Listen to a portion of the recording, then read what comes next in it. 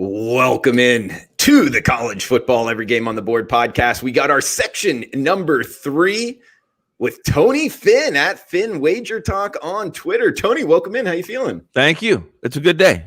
You know my mantra. If I wake up, it's a good day. At my age, 105, hell, it's a good day. Let's go. Let's get it.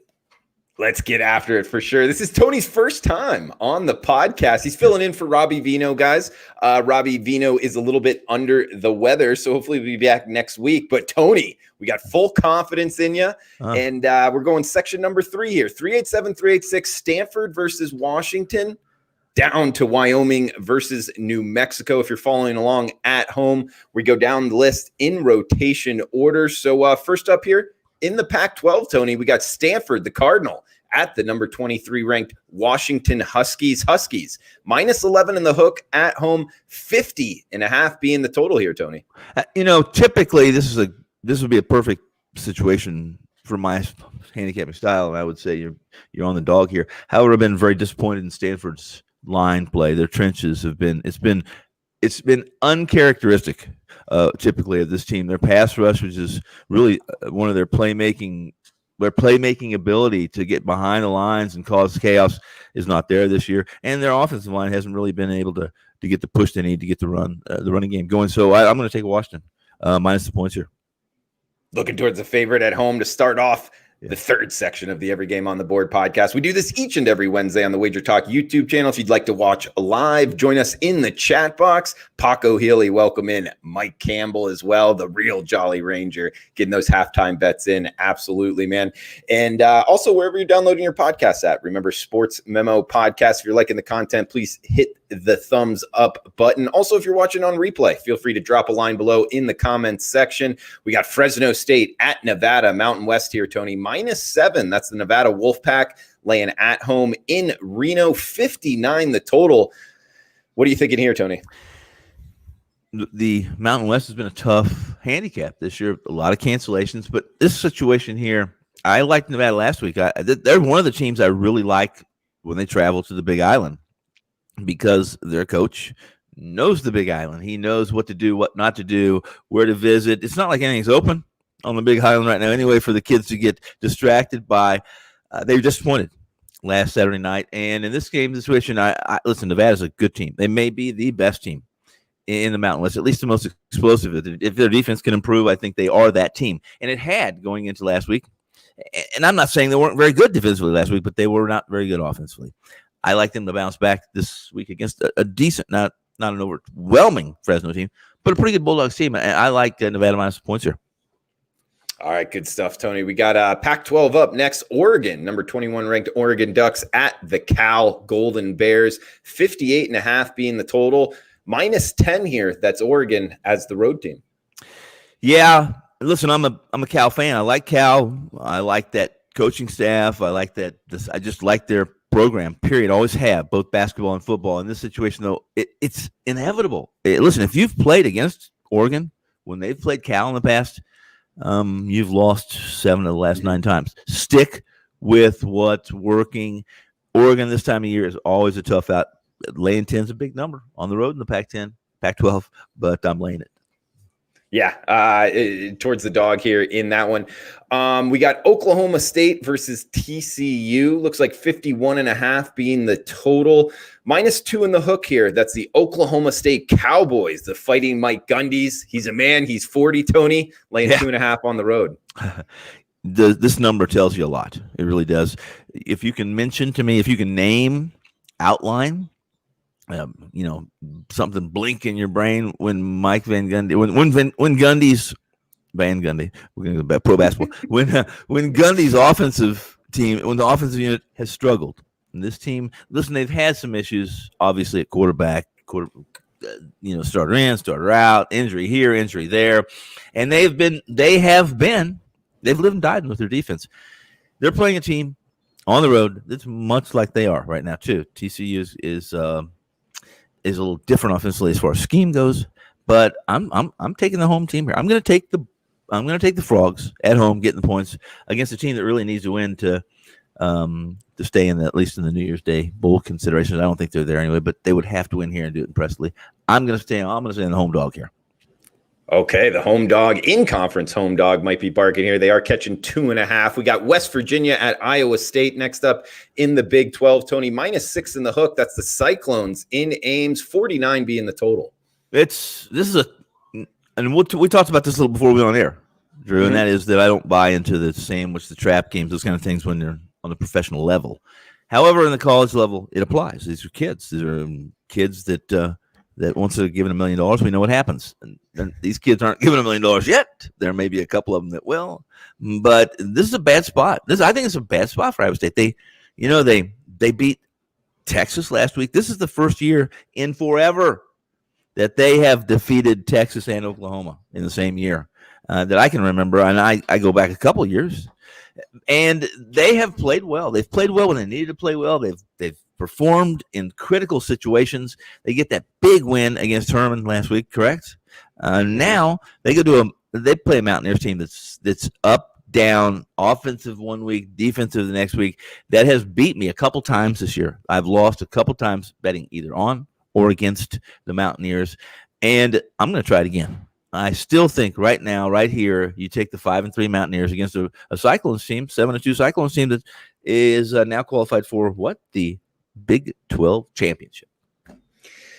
Tony, West Virginia, you're right, man. It's up and down. Neil Brown, I like him as a coach. I like the trajectory of the program. It's just one of those things. When I bet them, they lose. When I stay away, they win. So I just have a bad read on them. Yeah. But, I agree with you, man. It can be a tough one. We got Indiana, Wisconsin in the Big 10 up next. Top 20 battle here, Tony. 44.5 being the total. Should be a defensive affair with the Badgers laying 2 touchdowns, -14 jumping around in Camp Randall. And we got change at the quarterback position here, Tony. The athletic Michael Penix, I believe is his name, injured. I think he's out for the season with an ACL. However, I mean, if you're into reading press clippings and seeing what the coaches are saying, they have a lot of confidence in the backup. What are you thinking here in the Big 10? This is the Big 10. We just spoke about the Mountaineers being a tough read for me. I haven't been very good with the Big 10 either. It seems, from week one, after week one of the Big 10, Drew, I said, listen, that's it. This COVID, I am going to at least watch 1 week of the Pac-12 before I play them, and I have been a little better with Pac-12. But to your question, to the point here, if both these teams were healthy and playing the football they play, I would say that there's contrary as two teams any game, any event this weekend where you find an Indiana team that's throwing the ball 600 yards and running the ball for 6 yards, right? There's a lot of questions here. I would say this. I would say that Indiana still has a lot to play for. They've performed admirably. I don't know what your opinion is on the Ohio State game. I think it was a little bit deceiving. I think Ohio State tripped over their own feet quite a few times in that game, and they should have. Tell me when you remember the team throwing for, what was it, 500 yards passing, and I don't remember 50 yards rushing. I'm not accurate there or precise, but I know that that dichotomy is accurate. So I'll tell you this: I'd love to say Indiana's for real. I'm gonna step out and take Wisconsin in this game because of the injuries, because of a lot of things, but mostly because I'm still not 100% back behind the Hoosiers. I don't know about you. I don't know. I like this Indiana team. I like their coach. Not that I don't like Wisconsin. It's just laying 14 points. Yep. I don't love doing that. and I am one of those guys that kind of reads the press clippings, want to see what the coach says about the backup.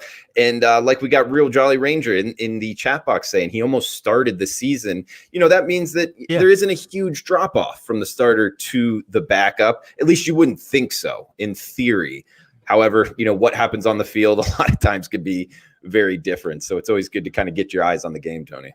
Yeah, I agree. And listen, these are the caveat here would be that I don't have a wager. I don't have an investment in all these games, as you don't either, Drew. And this is my opinion. These are the thoughts I've had. These are the initial thoughts. There's some of the thoughts I've had after looking at some of the numbers and some of the situations. So in this Big Ten, You should probably just fade everything and anything I say about the Big Ten. That's what you should do.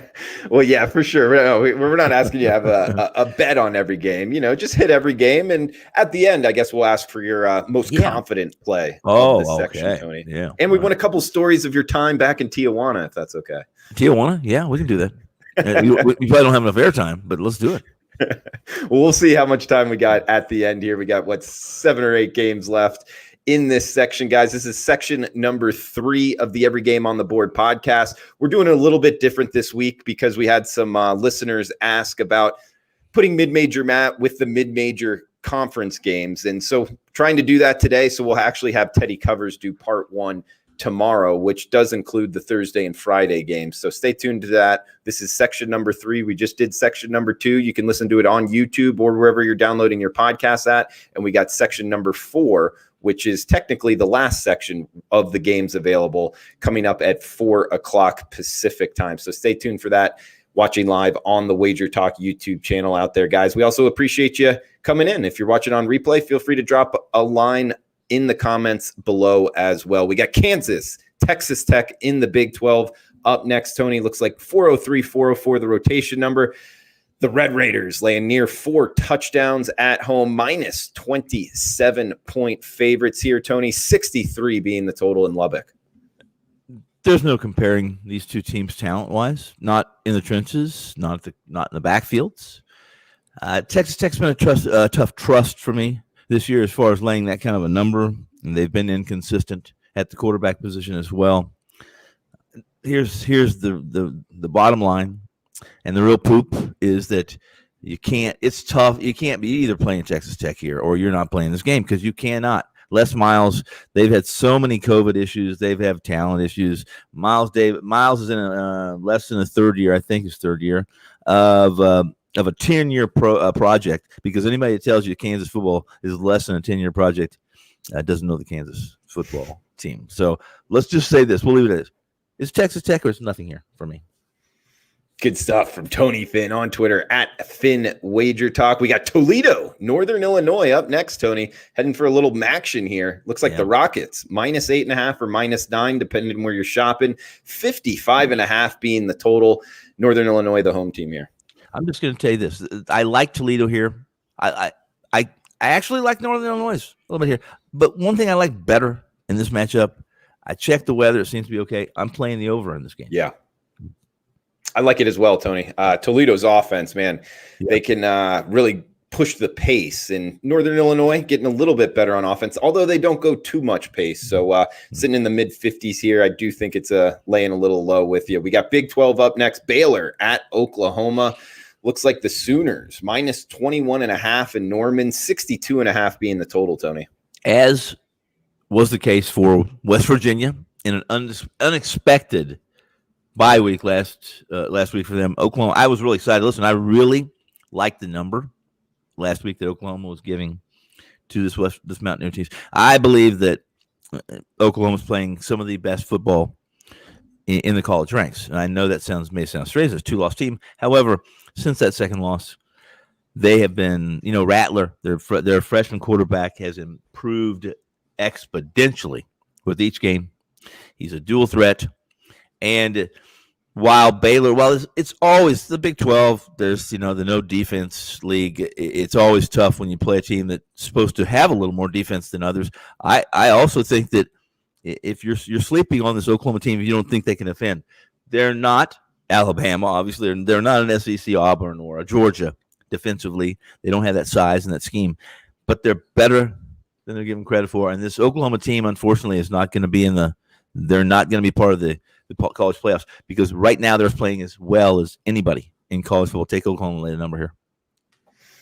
Tony, next game up as we head to the SEC in the West Division here, 12 noon Eastern kick, 9 a.m. Pacific on ESPN, 411, 412 here, Texas A&M, number 5th ranked. Texas A&M, the Aggies, in Jordan-Hare on the Plains here against the Auburn Tigers, 48.5 being the total. We got the Aggies from Texas A&M laying 7 on the highway. This has been a kind of, I don't want to say rivalry, but a matchup since Texas A&M has joined the SEC, where the road team is really dominated here. Tony. However, Auburn getting smashed against Alabama. Do they quit on the season? Do they kind of bounce back here and play spoiler against Texas A&M? Kind of a tricky handicap, but interested in your opinion here. The Aggies -7 in Jordan-Hare.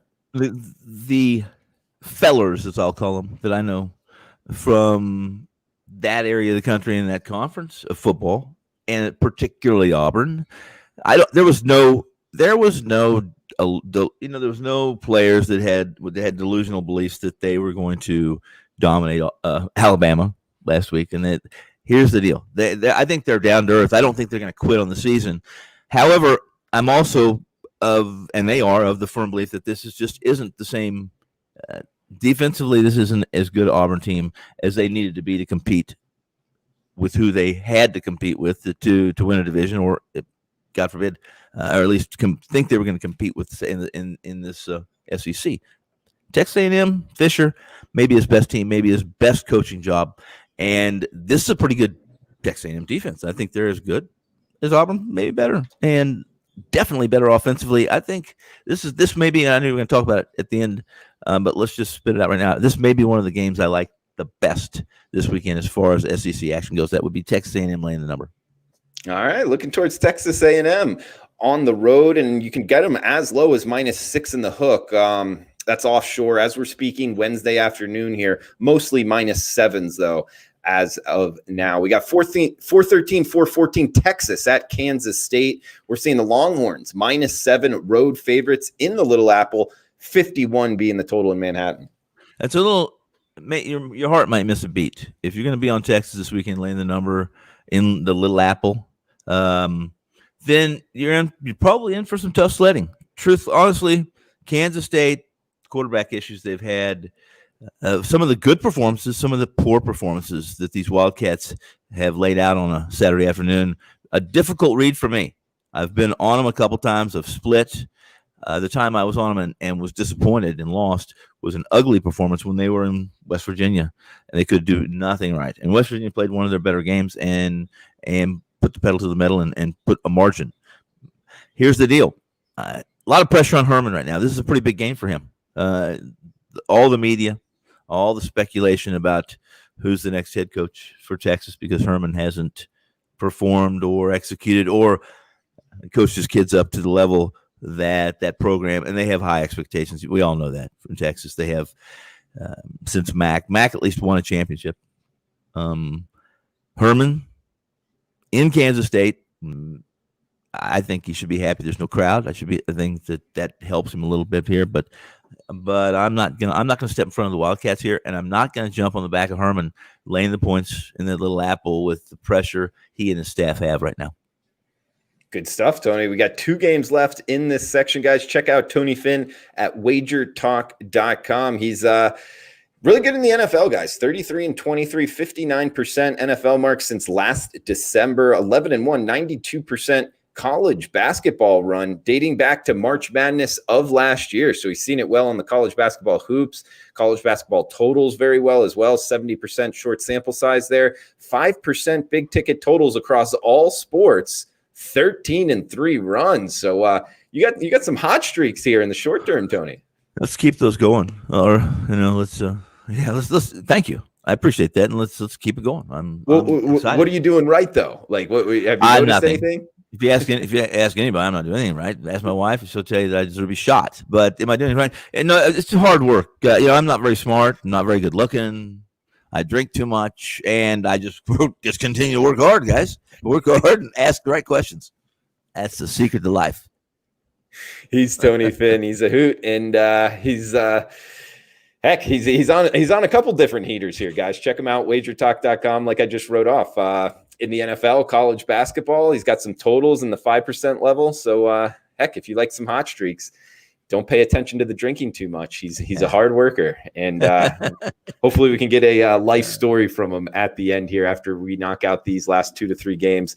Tony, heading back to the Big Ten here, we got Iowa at Illinois. Now, guys, we are going down in rotation order. Looks like we're getting into a section here where a bunch of the games are canceled, so try to stick with us if you're following along at home on the Sports Memo Wager Talk odd screen. This is 417, 418, 330 Eastern kick here. Iowa Hawkeyes at Illinois. Looks like 51 being the total in Champaign, with the Hawkeyes minus 13 in the hook, road favorites, Tony.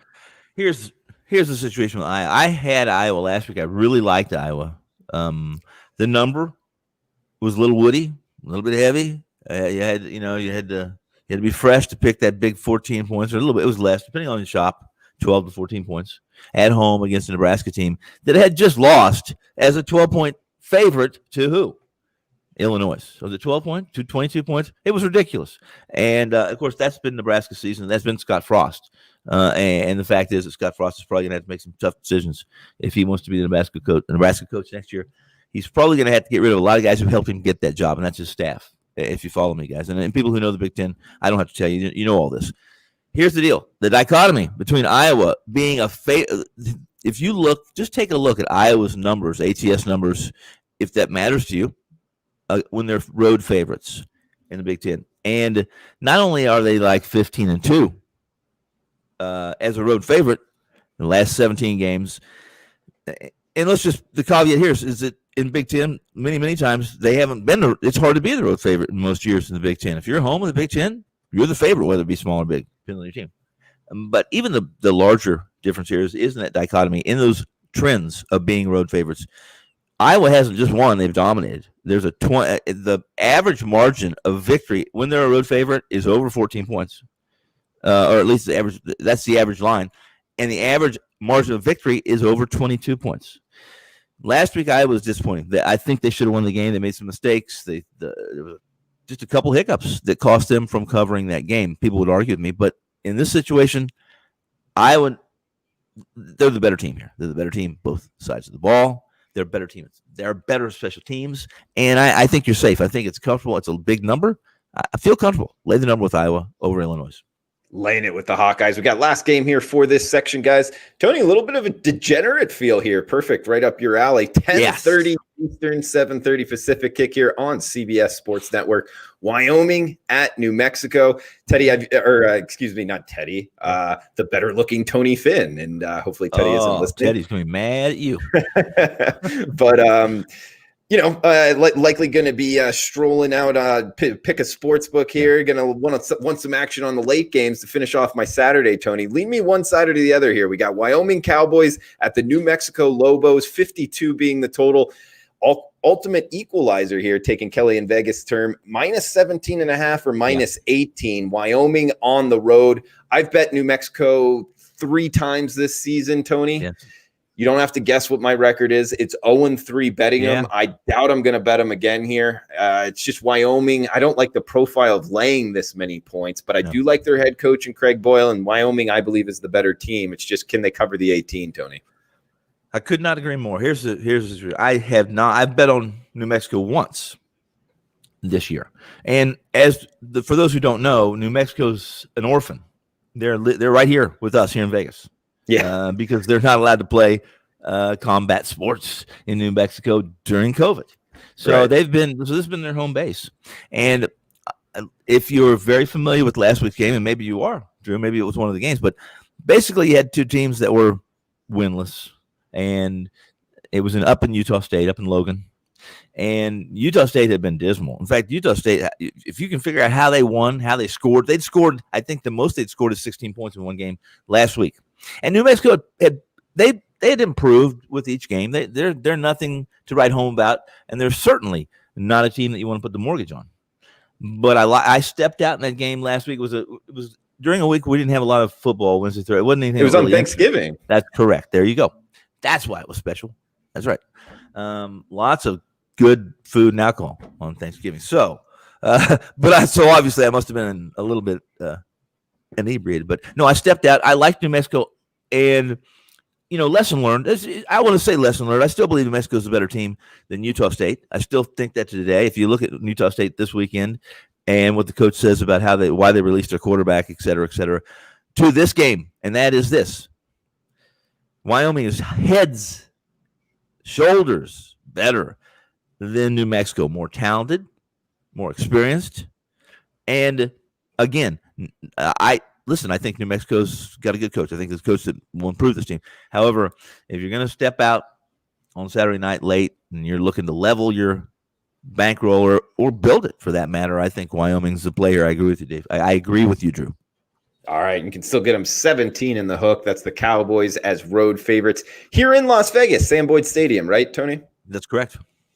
And Tony, I guess that could lead us into the end here before we get the best bet from you for this section number 3. We will have section number 4 as well as the NFL every game on the board here starting at 3:00 with Ski Profit.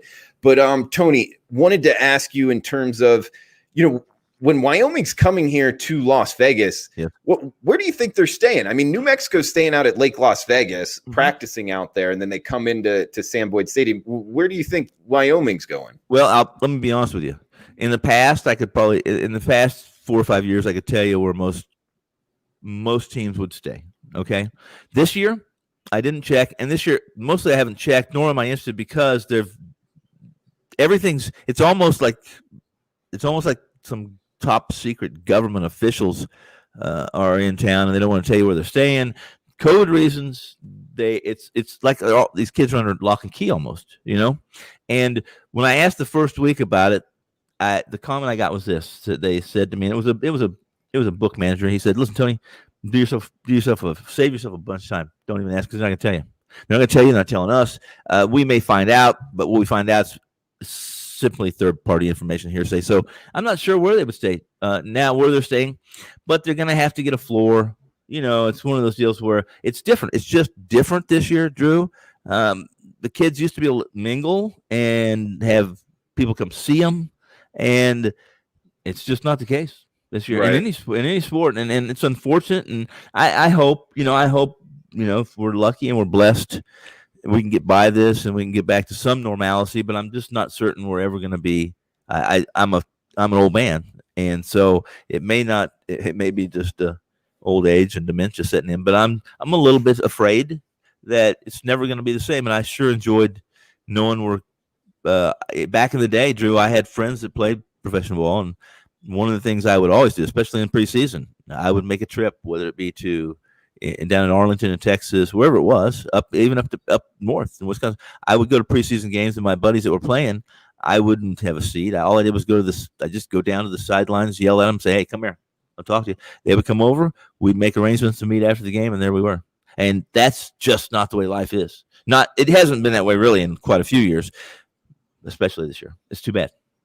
Yeah, for sure. It's definitely something I miss doing as well. But Tony, I mean, you talk like you're an old man. You're not that old. You're a pretty young man at heart. 61. No, absolutely. In fact, according to my better half, yesterday I did something she was damn proud of. She said, "Man, I am so proud of you. You're finally doing shit you should have been doing when you were 21." That's what she said.